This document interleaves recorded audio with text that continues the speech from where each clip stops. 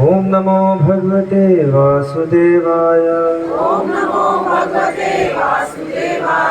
जय श्री कृष्ण चैतन्य प्रभु नित्यानंद श्री अद्वैत गदाधर श्रीवासादि गौर भक्त वृंद। हरे कृष्णा कृष्ण कृष्णा हरे हरे हरे राम राम राम हरे हरे। नमो विष्णुपादाय कृष्ण पृष्ठाय भूतले श्रीमते कृतदास अधिकारी इति नामिने।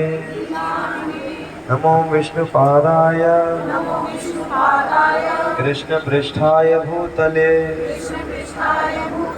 श्रीमते भक्ति वेदांत स्वामिने इति नामिने। नमस्ते सारस्वते देवे गौरवाणी प्रचारिणे निर्विशेष शून्यवादी पाश्चात्य देश तारिणे। तो सभी भक्तों को हरे कृष्णा, सभी को प्रणाम। और बहुत बड़े बड़े भक्त भी हैं और सब आप लोग मुझसे उम्र में भी काफ़ी लोग बहुत व्यस्त हैं, तो मुझसे कुछ गलती हो तो पहले से ही सबसे मैं क्षमा मांगता हूँ। और सबसे पहले तो मैं धन्यवाद देना चाहूँगा, जैसे यहाँ पे लिखा हुआ है मंगल मूर्ति निष्काम सेवा ट्रस्ट, तो एक बार पूरे ट्रस्ट के लिए जोरदार तालियां। तो सभी का बहुत बहुत धन्यवाद। और जैसा कि नाम ही बता रहा है मंगल मूर्ति निष्काम सेवा, तो ये नाम अपने आप में ही बहुत भारी है। अगर कोई व्यक्ति इसको ध्यान से सुने और समझे कि मंगल मूर्ति निष्काम और सेवा, तो यही ऐसे शब्द हैं जिनको अगर हम समझ जाएं तो हम गीता का सार समझ जाएंगे। लेकिन हमारे साथ दिक्कत क्या है, मतलब हमारे साथ क्या, ये संसार में वैसे जनरली होता है, कथा के माध्यम से हम समझते हैं। एक बार क्या होता है, कुछ पक्षी होते हैं जंगल में, जैसे जंगली पक्षी होते हैं, तो क्या होता है कि एक बार शिकारी उन्हें पकड़ने के लिए आता है, दाना डालता है, जाल बिछाता है, और कुछ पक्षी जो थे वो दाना खाने के लिए नीचे आते हैं, और इतने में शिकारी जाल समेटता है, तो कुछ पक्षी फंस जाते हैं, कुछ उड़ जाते हैं। तो जो फंस जाते हैं वो तो बेचारे गए हैं, वो तो पिंजरे में बंद हो जाएंगे, वो बिकेंगे, उनका कुछ भी होगा, क्या होगा भगवान जाने। परंतु जो कुछ बच जाते हैं उनके मन में बड़ी चिंता हो जाती है कि अरे ये तो हमारे भाई बंधु फंस गए, कल को हम भी फंस सकते हैं, तो हम क्या करें। तो उनमें से एक पक्षी जो बहुत थोड़े वृद्ध होते हैं, थोड़े बुद्धिमान होते हैं, कहते हैं कि देखो हम जंगल में रहते हैं, जंगल में ना साधु रहते हैं। कौन रहते हैं? साधु रहते हैं जंगल में। तो हम किसी साधु के पास जाते हैं, साधु से पूछते हैं हम क्या करेंगे।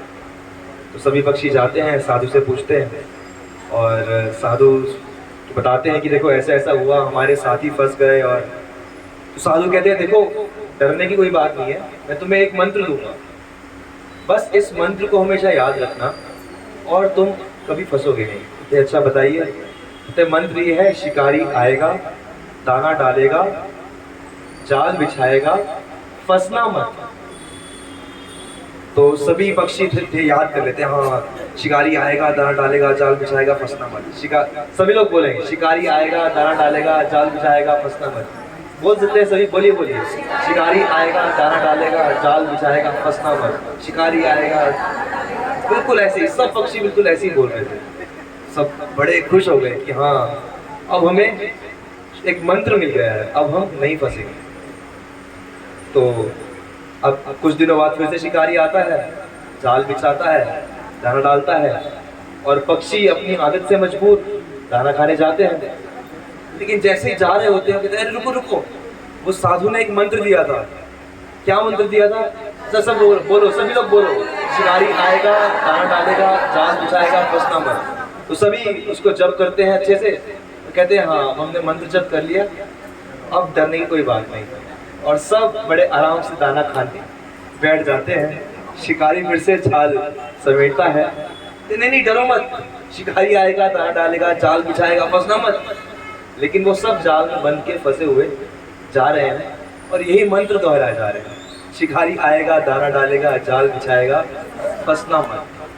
तो फंसना मत कहते कहते ही हम लोग फंस जाते हैं। और ये हम सबकी स्थिति है कि हम लोग सब इस संसार में अगर आप ध्यान से देखेंगे तो हम लोग कोई बहुत अच्छी स्थिति में नहीं है, हम लोग फंसे हुए हैं।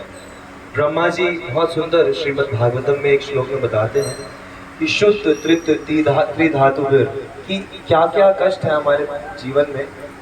कहते हैं भूख, प्यास, त्रिधातु यानी कि वात पित्त कफ, शरीर के जो वात पित्त कफ होते हैं, जो लोग आयुर्वेद पढ़े हैं।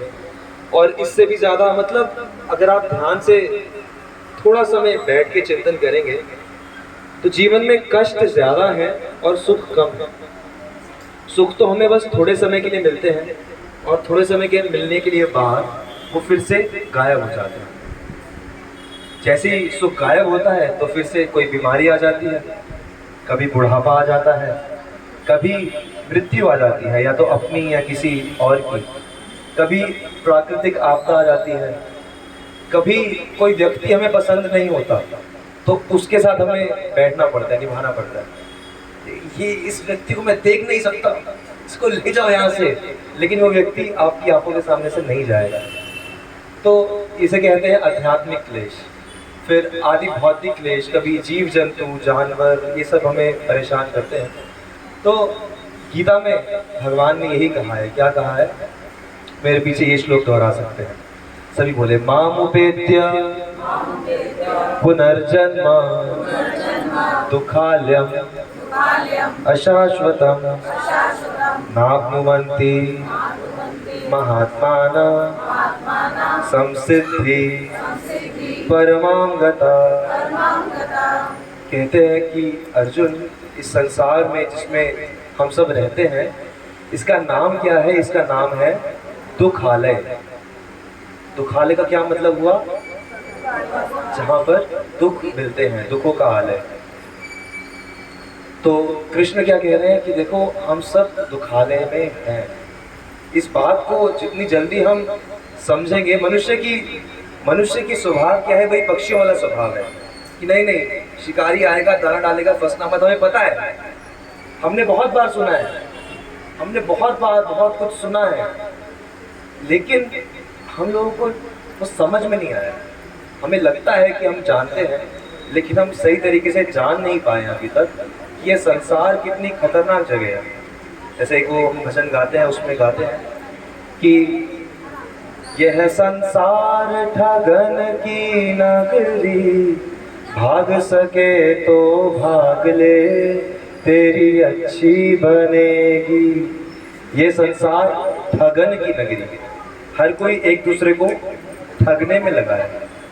आप सब जानते हैं कि कितने लोगों को आपने ठगा है, और आप ये भी जानते हैं कि कितने लोगों के द्वारा आप ठगे गए हो। और यही संसार में चल रहा है, क्योंकि अपना दुख तो दूर करना ही है। तो दुख दूर करने के लिए लोगों को लगता है कि हम इसको ठग लें, हम उसको ठग लें, बस किसी ना किसी तरह से थोड़ा सा आनंद मिल जाए।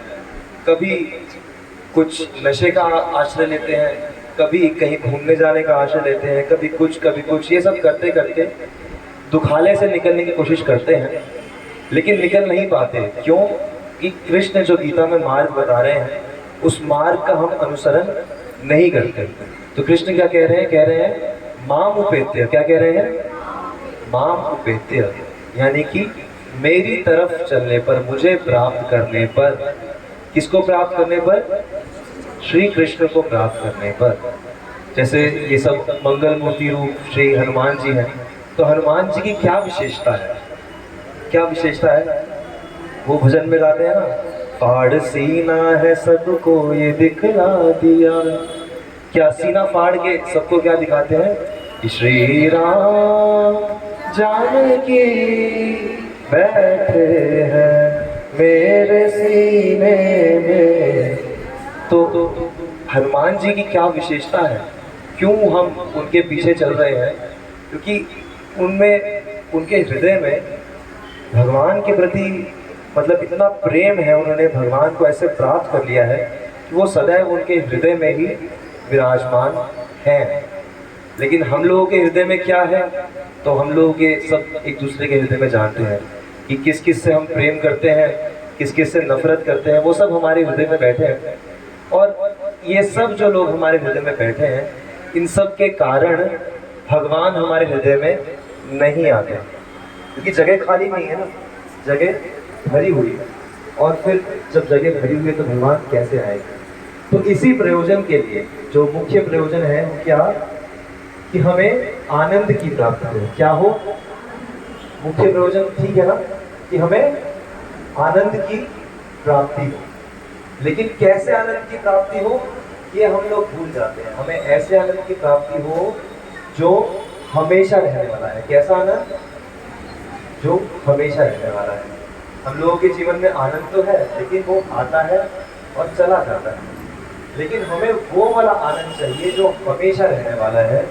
और इसी प्रयोजन से हम लोग हरिनाम संकीर्तन भी करते हैं, गीता को भी पढ़ते हैं, समझते हैं और उसको जानने का प्रयास करते हैं। तो किस लिए? ताकि हमें, तो कितने लोगों को लगता है ऐसा आनंद के पीछे हमें जाना चाहिए?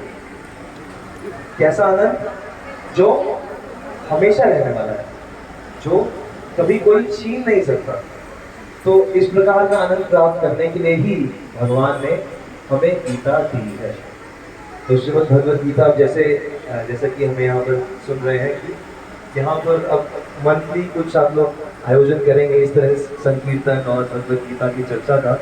तो आज हम लोग बस थोड़ी सी ये चर्चा करते हैं कि भगवद गीता का संदेश समझ कौन सकता है, गीता का ज्ञान कौन कौन गीता का ज्ञान समझना चाहता है? सब लोग समझना चाहते हैं।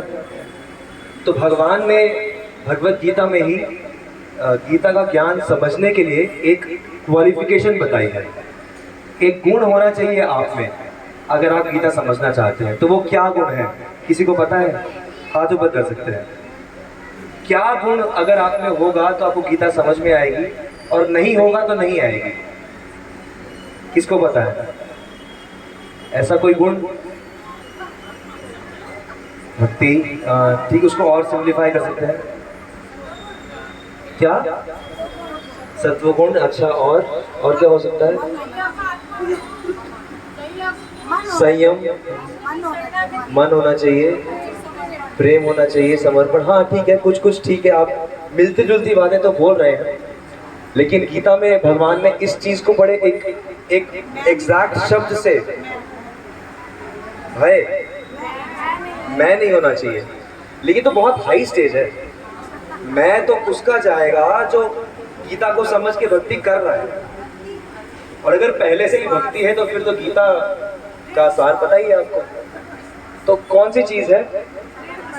समर्पण। समर्पण तो गीता आखिरी श्लोक है वो तो। ठीक है, आगे कुछ कह रहे थे? अंदर से इच्छा, ठीक है, मिलती जुलती बात है। तो मेरे पीछे एक श्लोक पढ़ेंगे और इस श्लोक से आपको समझ में आ जाएगा, ठीक है? तो सभी लोग मेरे पीछे दोहराएंगे।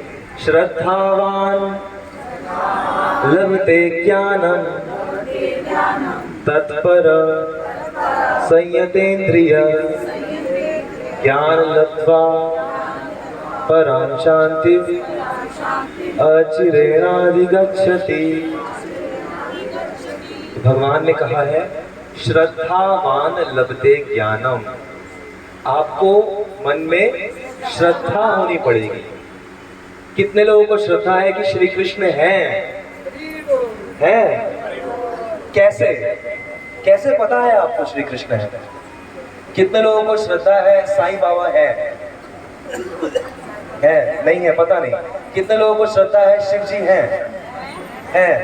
कितने लोगों को श्रद्धा है कि हनुमान जी हैं? लेकिन श्रद्धा का आधार क्या है, ये प्रश्न है। हाँ, भक्ति, विश्वास। हाँ, विश्वास, श्रद्धा तो विश्वास ही है ना? लेकिन विश्वास का आधार क्या है? संयम तो आगे आएगा। श्रद्धा का विश्वास, हाँ, अनुभव, अनुभव तो बहुत बाद में होता है। अनुभव तो ऐसे व्यक्ति को होता है, समर्पण भी नहीं है। प्रेम प्रेम हाँ प्रेम बहुत, आप बहुत ऊपर की बातें बोल रहे हो। अभी जैसे ये है ना कि क्लास वन में आप ग्रेजुएशन की बातें बोलोगे तो मजा नहीं आएगा।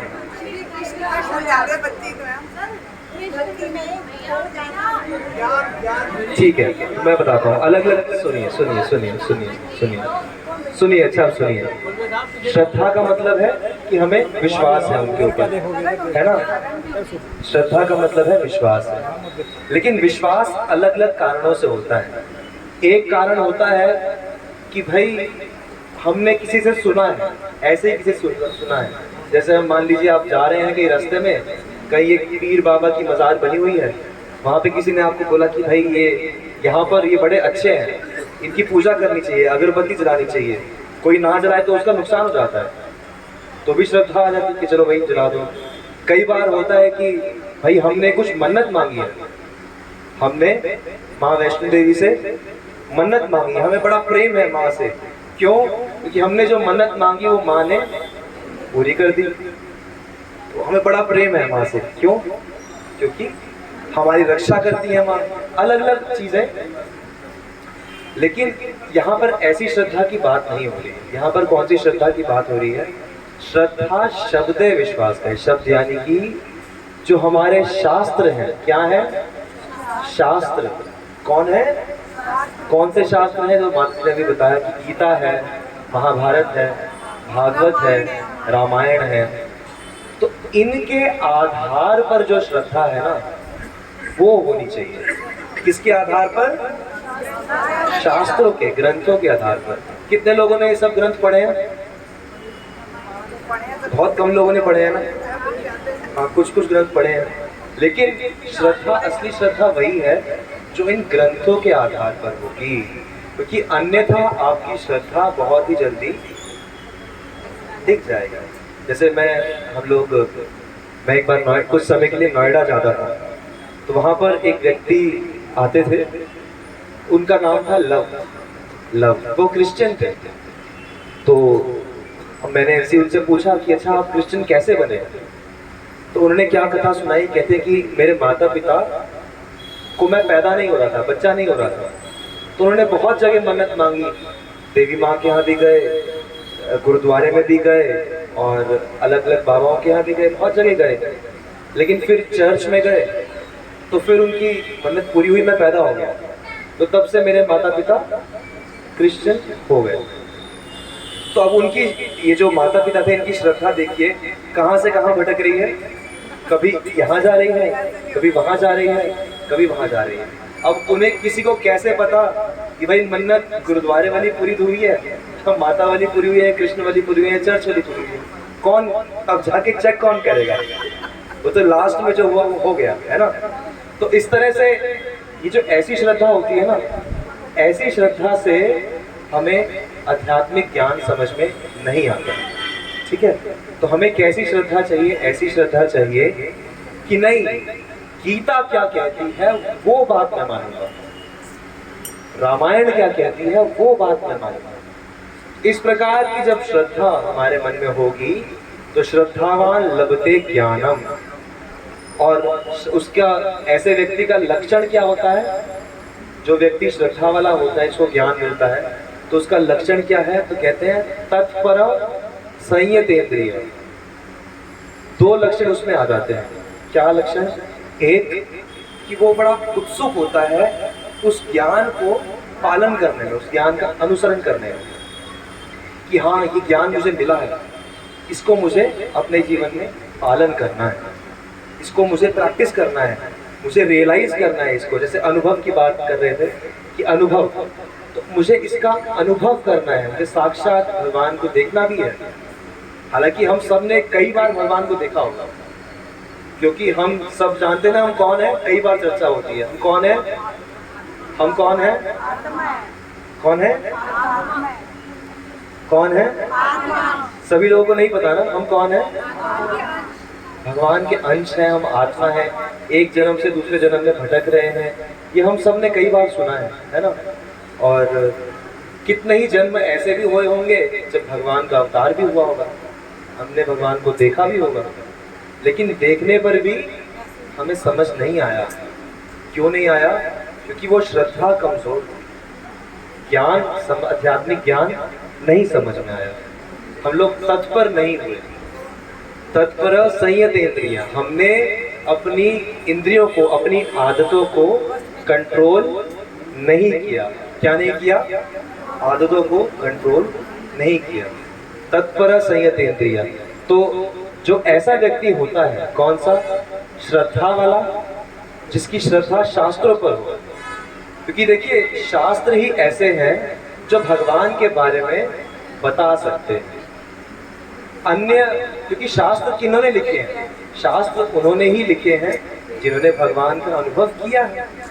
और जैसे होता है, बच्चा स्कूल में जाता है तो बच्चा स्कूल में शुरू से सारे एक्सपेरिमेंट थोड़ी करके देखता है, वो तो जो टीचर्स ने पढ़ाया वो पढ़ लेता है।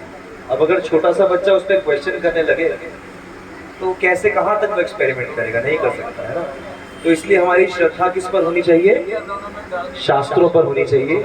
और शास्त्रों में जो हम बातें सुने उनको करने के लिए तत्पर होना चाहिए और अपनी इंद्रियों को कंट्रोल में रखना चाहिए। तो उससे हम लोग भगवत गीता का ज्ञान वास्तव में समझ पाएंगे। भगवत गीता का ज्ञान समझना चाहते हैं? समझना चाहते हैं ना सभी लोग? तो क्योंकि ज्ञान लब्ध्वा पराम शांति अचिरेणाधि गच्छति, ये ज्ञान प्राप्त करने के बाद ही व्यक्ति को परम शांति मिल जाएगी। परम शांति यानी कि ऐसा सुख जो कोई आपसे छीन नहीं सकता, कोई भी नहीं छीन सकता, कोई भी नहीं छीन सकता।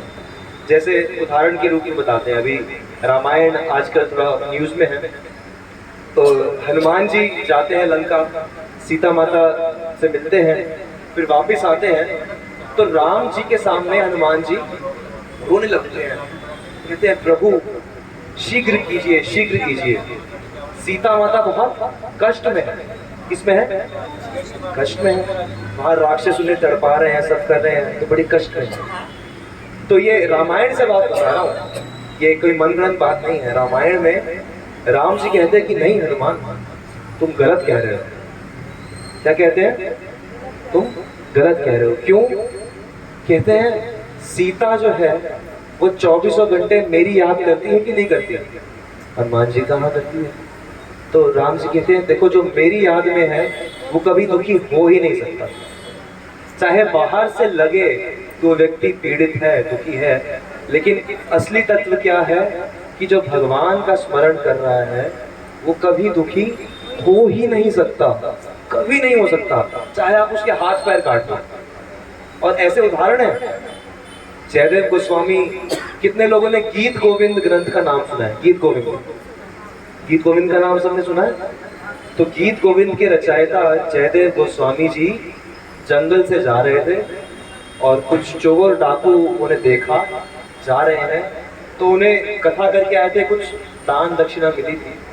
तो चोर डाकुओं ने उनसे छीना और इस डर में कि अब ये जाके राजा को न बताए, उनके हाथ पैर काट दिए और उनको कुएं में फेंक दिया।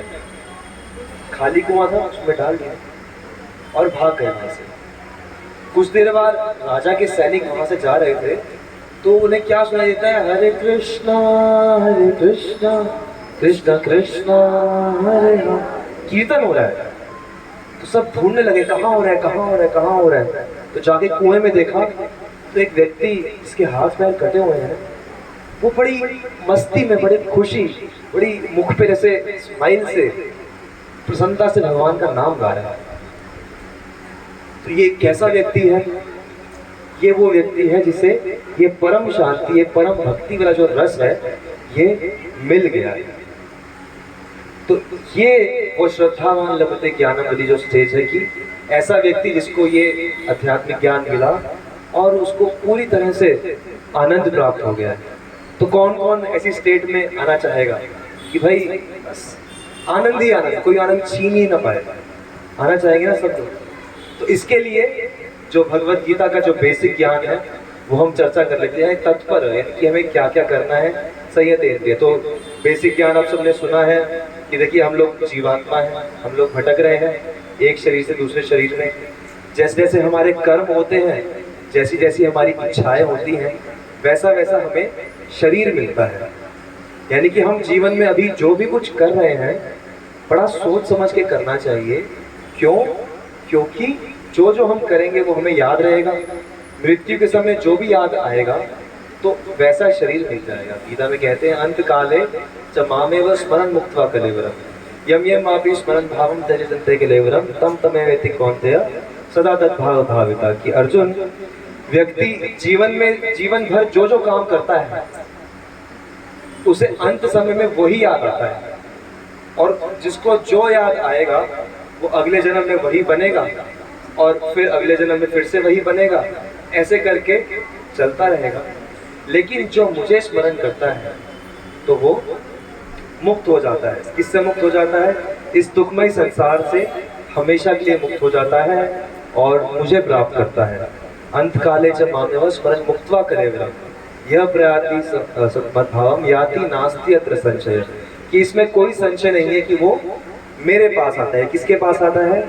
कृष्ण के पास आता है। तो हम लोगों ने तो ये ब्रह्मांड ही देखा है, लेकिन वास्तव में इसके परे एक आध्यात्मिक जगत भी है जो गीता कहती है परस्तु तस्मात् भावो अन्यो अव्यक्तो व्यक्तात् सनातनम।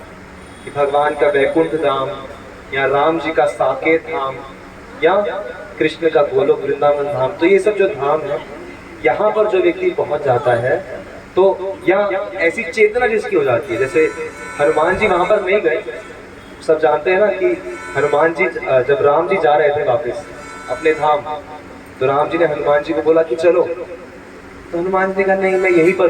क्यों? क्योंकि यहाँ पर मैं भजन कीर्तन करूँगा तो मुझे, क्योंकि उसमें बहुत आनंद मिल रहा है। तो वही आनंद जो आध्यात्मिक जगत में है वो हम यहाँ पर भी ले सकते हैं। किससे? भगवान के भजन कीर्तन से, भगवान में प्रेम उत्पन्न करने से। ठीक है, तो अब हमें करना क्या है? जो ये जो बेसिक ज्ञान है कि हम, क्योंकि ये बड़ा ही एक ऐसा कह सकते हैं कि क्रांति लाने वाला ज्ञान है जीवन में। अगर आप ध्यान से इस पे विचार करो, जैसे आप प्रभु जी जितनी भी इतनी कमाई करते हैं अपने बैंक अकाउंट में डालते हैं, है ना? अगर आपको अभी पता चले अरे मैं तो गलत अकाउंट नंबर में डाल रहा हूँ, आज तक जितना मैंने धन डाला अकाउंट में तो एक डिजिट गलत है, 144 की जगह में 145 में डाल रहा हूँ फॉर एग्जाम्पल, तो कितना तिलमिला उठेगा व्यक्ति, है ना? अरे आज तक मैं तो सोचता था मैंने 5-6 करोड़ इकट्ठे कर लिए हैं, ये तो दूसरे अकाउंट में है। तो हमारे साथ स्थिति क्या है कि हमने जीवन भर मेहनत करी है, शरीर को सुखी करने के लिए मेहनत की है, और वो शरीर सुखी रह नहीं सकता क्योंकि हम लोग तो आत्मा है, शरीर तो एक दिन जाएगा ही जाएगा। तो असली अकाउंट कौन सा था? आत्मा वाला अकाउंट था, और हमने सारी मेहनत कहाँ की है? शरीर वाले अकाउंट में। तो अब भगवत गीता का जो बेसिक ज्ञान है क्या कि हमें आत्मा वाले अकाउंट पर मेहनत करनी है। किस पर करनी है? तो कौन कौन तैयार है आत्मा वाले अकाउंट में मेहनत करने के लिए? सब तैयार है? ठीक है, तो हम लोग छोटी छोटी कुछ, क्योंकि आज हम पहली बार ये चर्चा कर रहे हैं मतलब कुछ लोगों के साथ, तो छोटे छोटे कुछ नियम चर्चा करते हैं कि जिनसे हम आत्मा के लिए कार्य करना शुरू कर सकते हैं। तो सबसे पहला कार्य जो आत्मा के लिए करना है वो क्या करना है कि रोज भगवान का नाम जप करना है। क्या करना है? तो सभी लोग मेरे साथ 3 बार बोलेंगे, बोलिए हरे कृष्णा कृष्णा कृष्णा हरे हरे, हरे राम राम राम हरे हरे, हरे कृष्णा कृष्णा कृष्णा हरे हरे, हरे राम राम राम हरे हरे, हरे कृष्णा कृष्णा कृष्णा हरे हरे, हरे राम राम राम हरे हरे। तो शास्त्रों में कई जगह ये बात बताई गई कि जो भगवान का नाम है वो कलयुग में सबसे शक्तिशाली माध्यम है भगवान की ओर चलने का, भगवान से प्रेम प्राप्त करने का, या फिर अपना हृदय शुद्ध करने का। वो जैसे जैसे आप लोग और भगवत गीता को पढ़ोगे सुनोगे तो और नाम के बारे में जानोगे कि नाम इतना कमाल का है, इतना शक्तिशाली है। लेकिन एक जो बात अभी जाननी जरूरी है कि भागवत में कहा गया है कि भक्ति की शुरुआत या अध्यात्म की शुरुआत किससे होती है? भगवान का नाम जप करने से होती है। उसे बात आई ना, श्रद्धावान लभते ज्ञानम तत्पर, कि जिसके अंदर श्रद्धा है वो तत्पर रहेगा। तत्पर मतलब बड़ा रेडी रहेगा। किस चीज के लिए रेडी रहेगा? भगवान का नाम जप करने के लिए। क्यों? क्योंकि पूरे शास्त्र बार बार यही गाते हैं कि देखो कलयुग केवल, सबने सुना है, और हरे नाम एवं केवलम कलो नास्ति एवं गतिरन्यथा, और कीर्तयन् विष्णु द्वापरे त्रेता युगे मको द्वापरे परिचर्यायाम कलौ तद हरि कीर्तनात्। कलयुग में हरि का कीर्तन से ही कल्याण होगा। तो बहुत सारी जगह पर ये कहा गया है कि देखो भगवान का नाम जप करो, इससे तुम्हारा परम कल्याण होगा। और अंत काल रघुवर पुरजाई जहाँ जहाँ हरि भक्त है, अंत समय में भी राम का नाम याद आ जाए। लेकिन कैसे आएगा? अगर पूरे जीवन राम का नाम नहीं लिया तो कैसे अंत समय में याद आएगा? अंत समय में तो वही याद आएगा जिससे सबसे ज्यादा प्रेम था। तो इसलिए शास्त्र क्या कहते हैं कि अगर हमें आध्यात्मिक उन्नति करनी है, अगर हमें वैसा आनंद प्राप्त करना है, गीता के कहे पर चलना है, तो हमें भगवान का नाम जप करना शुरू करना चाहिए। कितने लोग हैं जो नियम से माला जप नहीं करते? जो नहीं करते हाथ खड़ा कर सकते हैं तो हम देख सकते हैं। जो नियम से, आप करते हैं प्रभु जी? नियम से माला, बहुत सुंदर। तो जो लोग नहीं करते, तो हमारे पास पीछे कुछ माला है ना, तो आप लोग कीर्तन के बाद आप यहाँ से माला लेके सीख सकते हैं कैसे जप करना है, और डेली जप करना शुरू करिए। एक माला से शुरू करिए, बेशक एक माला से भी आप शुरू करेंगे तो देखेंगे धीरे धीरे बहुत आनंद बढ़ता रहेगा जीवन में। ठीक है, तो एक तो ये तत्पर, ठीक है, और दूसरा संयतेंद्रिय। एक चीज हमें क्या करनी है कि हमें भगवान को ऐसी चीजें नहीं खानी है जो भगवान को भोग नहीं लगती। जो भगवान को भोग नहीं लगती, ऐसी चीजों का परित्याग करना है। ये बेसिक 2 स्टेप्स हैं जहां से हम शुरुआत कर सकते हैं भक्ति के पथ पर चलने के लिए। तो भगवान को क्या क्या भोग नहीं लगता? मांसाहार सबसे पहले तो मांसाहार भगवान को भोग नहीं लगता। तो कोई ऐसा तो नहीं है जहाँ पे जो मांसाहार खाता है, नॉन वेजिटेरियन? तो अगर कोई है तो, लेकिन उसके बाद और भी ऐसी चीजें हैं जो भगवान नहीं खाते, जैसे कि प्याज लहसुन इत्यादि, जो तामसिक चीजें हैं, चाय कॉफी इत्यादि। तो वो धीरे धीरे हमें अपने जीवन से निकालनी चाहिए। उसका सरल रास्ता क्या है कि भक्त लोग ये नियम ले लेते हैं कि हमें भगवान को भोग लगवा कर ही खाना है। तो भगवान को भोग लगवाकर कैसे खाना है? तो भगवान के लिए शुद्ध सात्विक भोजन बनाइए, तुलसी पत्र डालिए, भगवान को भोग लगवाइए, और फिर भगवान का प्रसाद खाइए। तो एक बड़ा ही सुंदर, मैं एक बार लेक्चर सुन रहा था, उसमें उन्होंने कहा कि देखिए भगवान कितने कृपालु हैं, भगवान ने हमें इतना कुछ दिया खाने के लिए, इतना कुछ दिया है ना, और हम कितने निर्लज्ज हैं कि हम बिना उनसे पूछे, बिना उनको ऑफर किए ही खा लेते हैं। भगवान हमें इतना कुछ देते हैं, हमने थोड़ा सा भी नहीं दे सकते क्या? तो ये हम लोग प्रयास कर सकते हैं कि अपने जीवन में भगवान को भोग लगवाना शुरू करें। और तीसरी एक चीज हम शुरू कर सकते हैं कि ये जो भगवत गीता है या ऐसी पुस्तकें हैं जिनमें भगवत गीता का ज्ञान है, तो उनको पढ़ना शुरू करें। तो हमारे पीछे वहाँ पे बुक स्टॉल है, तो वहाँ से बहुत सुंदर सुंदर सिंपल लैंग्वेज में पुस्तकें हैं, तो आप वो भी ले सकते हैं और पढ़ सकते हैं। और माला, हाँ, तो मालाएं हैं हमारे पास। तो कितने लोग माला नहीं करते? फिर से एक बार हाथ खड़ा करके बता सकते हैं। तो आप लोग से रिक्वेस्ट है, कौन आप लोग शुरू करने के लिए तैयार हैं? एक माला से रेडी है? तो मालाएं हैं वहाँ पे, तो ठीक है, वासुदेव प्रभु भी बाद में पकड़ा सकते हैं। तो आप लोग अभी वहाँ स्टॉल के पास आ जाइए और वासुदेव प्रभु भी आपको माला देंगे, तो आप लोग स्टार्ट करिए। ठीक है, तो ये बेसिक 3 स्टेप्स आप शुरू कर सकते हैं। क्या? एक, भगवान का नाम जप करना, दूसरा भगवान का प्रसाद खाना, भगवान को भोग लगाकर ही खाना, और तीसरा भगवान का जो ज्ञान है, आध्यात्मिक ज्ञान है, उसे पढ़ना, उसे समझना, उसकी चर्चा करना। और जैसे हम यहाँ पर आज सुन ही रहे, तो आगे क्लासेस में और बड़े बड़े भक्त और सीनियर भक्त आएंगे जो आपको भगवद गीता के और बेसिक्स और चीज़ें समझा सकते हैं। तो ये बेसिक है कि हमें अपनी श्रद्धा को भगवद गीता के अनुसार बनाना है, और उसको बनाने के लिए धीरे धीरे भगवान का नाम जप करना है, अपने आप को शुद्ध करना है, और ऐसे आनंद को प्राप्त करने का प्रयास करना है जो कभी भी ना जाए। कैसा आनंद? कैसा आनंद जो हमेशा बना रहे। पीछे वाले लोग, कैसा आनंद जो हमेशा बना रहे। तो ये लक्ष्य है भगवद गीता का, ये लक्ष्य है संकीर्तन का।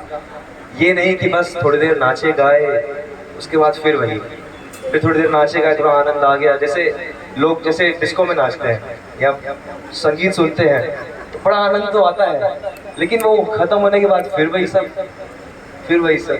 तो ये नहीं, हमें वो आनंद प्राप्त करना है जो हमेशा बना रहे, जो भगवान से प्रेम पर आधारित हो, और जिसकी नींव ऐसी हो कि वो कभी हिल ना सके। तो मेरे ख्याल से यहाँ पर हम लोग विराम ले सकते हैं। किसी का कोई प्रश्न है तो आप लोग पूछ सकते हैं।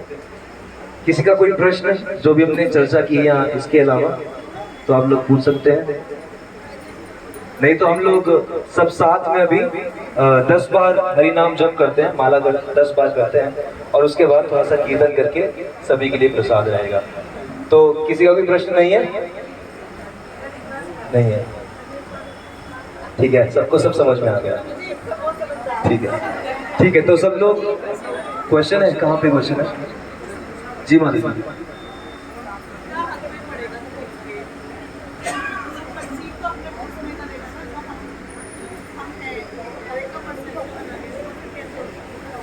तो इनका प्रश्न है कि गीता हर कोई लेके पढ़ेगा और परसेप्शन तो अपने तरीके से ही करेगा जैसे हम हैं। तो बहुत सुंदर, अच्छा प्रश्न है। तो इसीलिए जो हमने बाकी के नियमों की बात की ना, सबसे पहली बात श्रद्धा, शास्त्रों पे श्रद्धा। जो आप यहाँ पर भगवद गीता लोगे ना, तो वो है Bhagavad Gita as it is. As it is का मतलब है कि कृष्ण क्या कहना चाहते हैं। तो जब हम उसको पढ़े कि कृष्ण क्या कहना चाहते हैं, तो हमें शास्त्रों को एज इट इज लेना चाहिए, अपना इंटरप्रिटेशन नहीं लगाना चाहिए। पहला पॉइंट ये हमें प्रयास करना चाहिए, एज इट इज ले। कोई चीज जब समझ में नहीं आती तो किसी ऐसे व्यक्ति से पूछना चाहिए जो उसको पढ़ रहा है और समझ रहा है।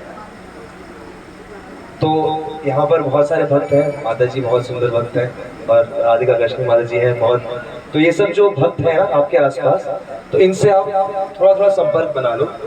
और जो भी कोई ऐसी चीज हो जो आपको लगे कि ये भगवान ऐसा कह रहे हैं या मैं ऐसा परसीव कर रहा हूँ, ऐसा डाउट हो ना, तो सीनियर भक्तों से पूछो जिससे कि क्लियर हो जाए। और तीसरा पॉइंट क्या कि जो हमने अभी बात की ना, कि जब व्यक्ति नाम जप करता है और अपना आहार सात्विक रखता है, भगवान का प्रसाद खाता है, भगवान के बारे में चिंतन करता है, तो जनरली ऐसा होता है कि भगवान कहते हैं मैं हृदय में हूँ ना सबके, भगवान हम सबके हृदय में है। तेषामेवानुकंपार्थम अहम अज्ञानजं तमः नाशामि भावस्तो ज्ञान दीपेन भास्वतः। कहते हैं मैं सबके हृदय में हूँ, कृष्ण आपके हृदय में है। तो जब वो देखते हैं कि आप उनकी वाणी पढ़ने के प्रयास कर रहे हो, तो वो हृदय से आपको वैसी प्रेरणा देते हैं जो कृष्ण कहना चाह रहे हैं। तो इसीलिए नाम जप, इसीलिए बात है ना कि श्रद्धा बनानी है, तत्पर रहना है, नाम जप करना है, थोड़ा सा संयत इंद्रियों को कंट्रोल करना है, तो तब ठीक से ज्ञान समझ में आएगा। ठीक है, हरे कृष्ण। प्रभु नित्यानंद श्री अद्वैत गदाधर श्रीवासादि गौर भक्त वृंद। अभी साथ में हरे कृष्ण महामंत्र, हरे कृष्ण कृष्ण कृष्ण हरे हरे, हरे राम राम राम हरे हरे, हरे कृष्ण कृष्ण कृष्ण हरे हरे, हरे राम राम राम हरे हरे। हरे कृष्ण कृष्ण कृष्ण हरे हरे, हरे राम राम हरे हरे, हरे कृष्ण कृष्ण कृष्ण हरे हरे, हरे राम राम हरे हरे, हरे कृष्ण कृष्ण कृष्ण हरे हरे, हरे राम राम हरे हरे, हरे कृष्ण कृष्ण कृष्ण हरे हरे, हरे राम राम हरे हरे, हरे कृष्ण कृष्ण कृष्ण हरे हरे, हरे राम राम हरे हरे, हरे कृष्ण कृष्ण कृष्ण हरे हरे, हरे राम राम हरे हरे, हरे कृष्ण कृष्ण कृष्ण हरे हरे, हरे राम राम हरे हरे, हरे कृष्ण कृष्ण कृष्ण हरे हरे, हरे राम राम हरे हरे। तो सभी लोग ये हरे कृष्ण महामंत्र जो मेरा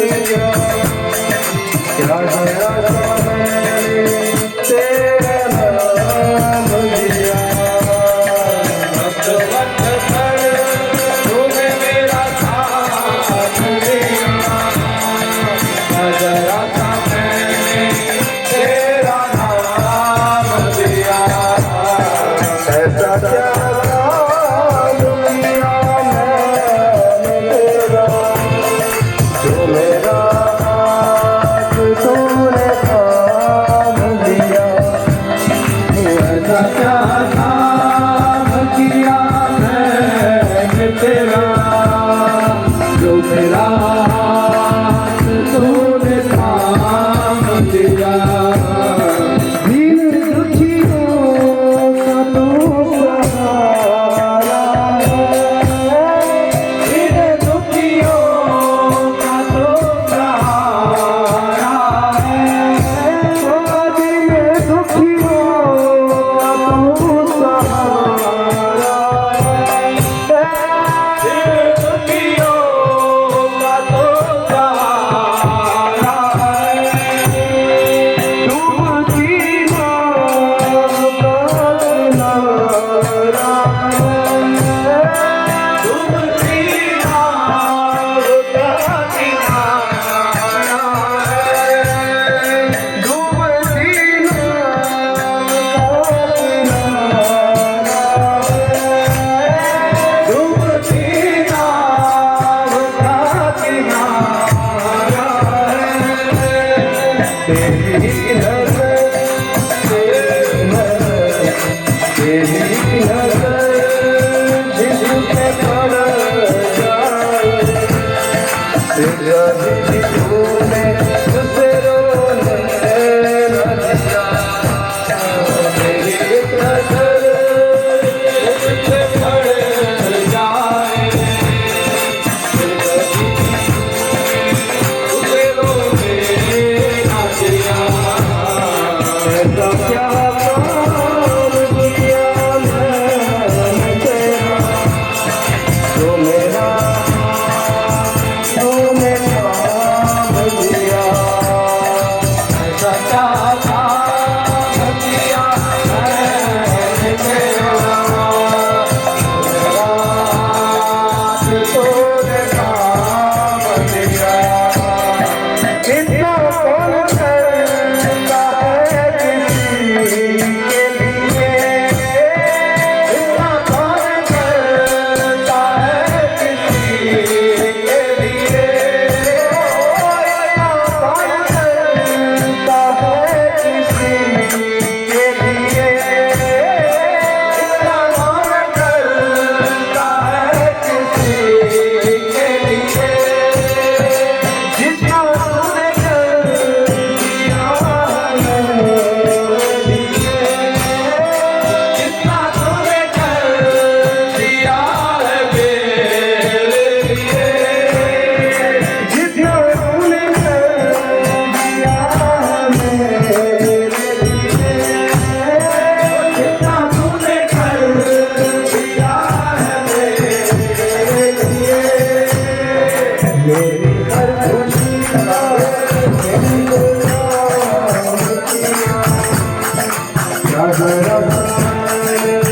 तेरा नाम लिया, मेरी हर खुशी का इंतजाम किया, नजरा था मैंने तेरा नाम लिया, ऐसा क्या काम किया मैंने तेरा, जो मेरा तूने काम लिया, ऐसा क्या काम किया मैंने तेरा, जो